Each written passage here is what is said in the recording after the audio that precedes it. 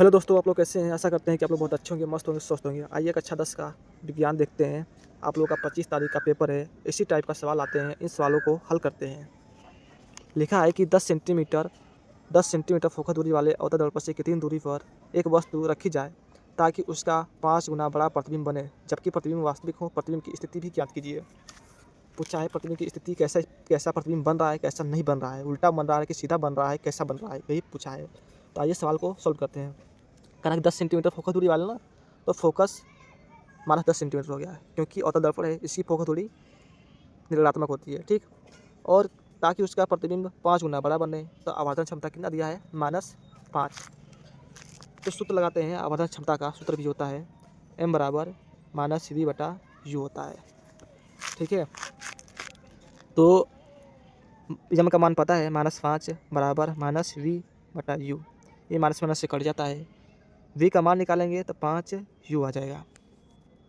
अब क्या करते हैं, दर्पण का सूत्र लगाते हैं। 1/f, 1/u प्लस का 1/v, ये सूत्र होता है। f का मान क्या है? -10। u का मान तो हमको पता निकालना है, प्लस v का मान क्या है? 5u। तो माइनस का 10, इसका एलसीएम का आ जाएगा 5u। लासा लेंगे तो यहाँ 5 आ जाएगा, यहाँ 1 ही रहेगा। तो माइनस का 1/10, 6/5u। ठीक है, 6/5u। तो कैसे गुणा करेंगे? -5u बराबर 6×60, 5 का नाम 5, 5 12 हम 60। तो u बराबर माइनस का 12 सेंटीमीटर। यानी दर्पण से 12 सेंटीमीटर की दूरी पर एक वस्तु रखी जाए तो उसका प्रतिबिंब कितना बना जाए। अब प्रतिबिंब पूछा है तो हम जानते हैं v बराबर, अभी निकाले हैं ना, 5u।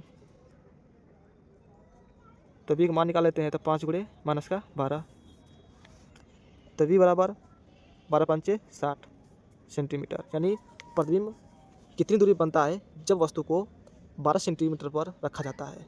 ठीक है। तो -60 सेंटीमीटर पर दूरी पर प्रतिबिंब, वस्तु की प्रतिबिंब बनता है। तो वस्तु कैसा बन रहा है, यानी प्रतिबिंब कैसा बन रहा है? तो कहोगे प्रतिबिंब की स्थिति,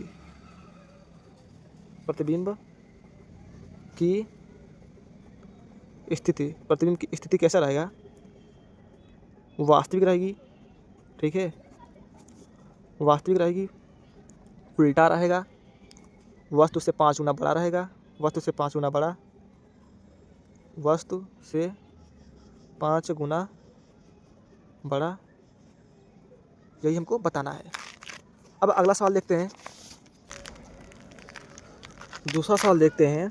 कह रहा है कि एक उत्तल लेंस की फोकस दूरी 50 सेंटीमीटर है। उस वस्तु के प्रतिबिंब की स्थिति बताइए जो लेंस से 25 सेंटीमीटर की दूरी पर अक्ष के लंबवत है। प्रतिबिंब का आवर्धन भी ज्ञात कीजिए। आवर्धन पूछा है तो उसकी उत्तल लेंस मतलब उत्तल लेंस है, तो उत्तल लेंस का फोकस दूरी प्लस में होती है। ठीक ना, 50 सेंटीमीटर है। दूरी हमेशा माइनस में होती है उसका, क्योंकि लेंस से बाईं ओर रखी जाती है। ठीक है। तो इसमें क्या क्या पूछा है? आवर्धन पूछा है, एम का मान पूछा है, और प्रतिबिंब की स्थिति पूछी है। प्रतिबिंब की स्थिति पूछी है, तो इसको सॉल्व करते हैं। सूत्र लगाते हैं। 1/f बराबर 1/u माइनस का 1/v, 1/u माइनस का 1/v रखते हैं।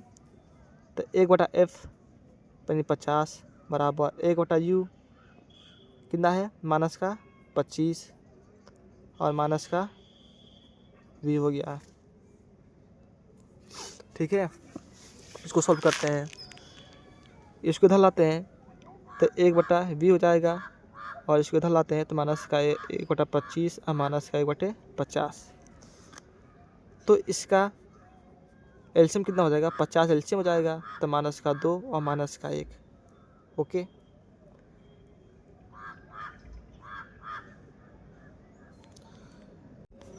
अगला सवाल देखते हैं। कह रहा है कि एक उत्तल लेंस की फोकस दूरी 50 सेंटीमीटर है। उस वस्तु के प्रतिबिंब की स्थिति बताइए जो लेंस से 25 सेंटीमीटर दूरी पर अक्ष के लंबवत है, तथा प्रतिबिंब का आवर्धन भी ज्ञात कीजिए। तो आइए इसको आप सोल्व करते हैं।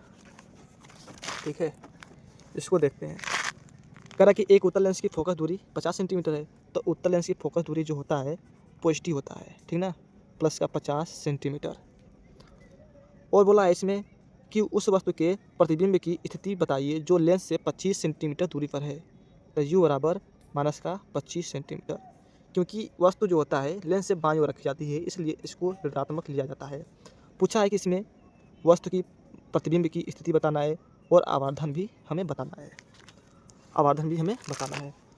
तो इसका सूत्र का प्रयोग करते हैं। सूत्र आप लोग जानते हैं कि 1/f बराबर 1/v माइनस का 1/u होता है। सूत्र का प्रयोग करते हैं। 1/50 बराबर 1/v हमको निकालना है माइनस 1/u।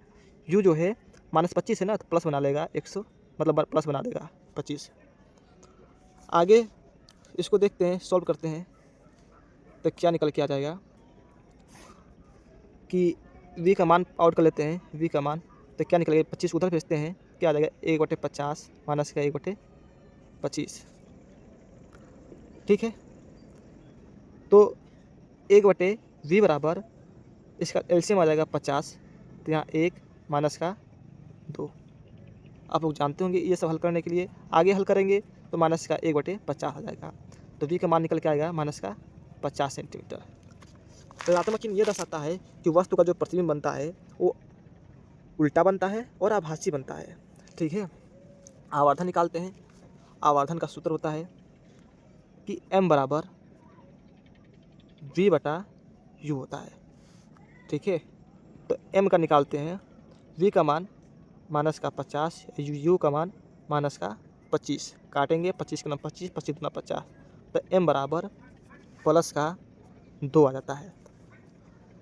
आवर्धन क्षमता इसका ये दर्शाता है कि जो प्रतिबिंब का जो बनता है वस्तु से 2 गुना बनता है और आभासी बनता है। ठीक है, तो v का मान पूछा था कितना निकाले थे, माइनस का 50 सेंटीमीटर, और इसकी स्थिति पूछा था, स्थिति निकाल लेते हैं। स्थिति क्या बताओगे, आभासी और सीधा, बस यही हमको बताना है। अगला सवाल देखते हैं। कह रहा था कि इसमें पूछा था कि 2 ओम, 3 ओम तथा 5 ओम के प्रतिरोधों को श्रेणी क्रम में जोड़ा गया है। यदि संयोजन के दोनों सिरों पर 30 वोल्ट का विभवांतर लगा है तो प्रत्येक प्रतिरोध के सिरों के बीच विभवांतर ज्ञात कीजिए। यानी प्रत्येक प्रतिरोध के सिरों के बीच में हमें विभवांतर ज्ञात करना है, यानी v का मान पूछा है। ठीक है, इसमें बहने वाली धारा ज्ञात कर लेते हैं। तो इसमें जो कहा है उसको पहले लिखते हैं। प्रतिरोध है, श्रेणी क्रम में जोड़ा गया है, तो श्रेणी क्रम का सूत्र आप जानते हैं। तो R1 बराबर कितना है, 2 ओम है, और R2 बराबर 3 ओम है, और R3 बराबर 5 ओम है।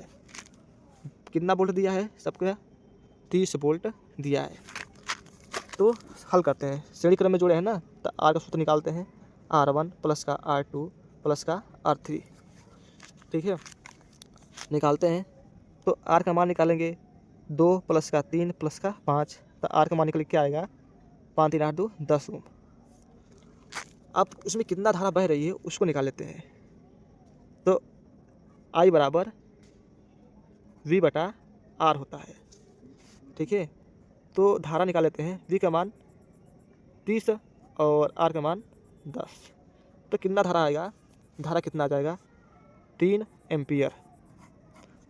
अब हर एक प्रतिरोध के सिरों के बीच में हमें विभवांतर निकालना है, तो आसानी से निकाल लिया जाएगा। पता है कि V बराबर क्या होता है, IR होता है। V बराबर IR होता है। तो पहला V1 का मान, पहले प्रतिरोध के सिरों के बीच विभवांतर निकाल लेते हैं।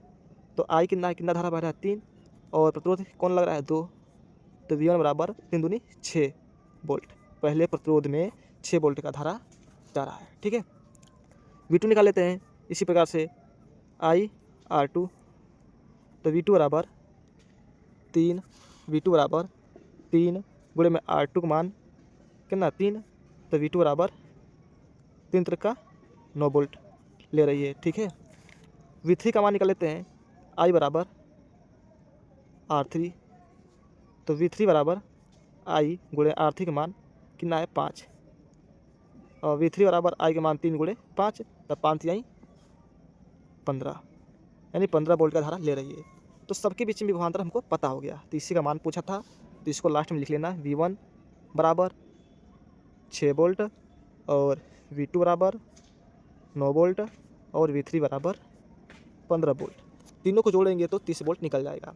इसी तरह सवाल पूछा जाता है और इसी तरह आपको लगाना होता है। आशा करता हूँ कि आप सबको ये सवाल समझ में आ गया होगा, और आ गया होगा तो हमारे चैनल को सब्सक्राइब, लाइक ज़रूर कीजिएगा, क्योंकि आने वाले वीडियो आपके फ़ोन में नोटिफिकेशन मिल जाए।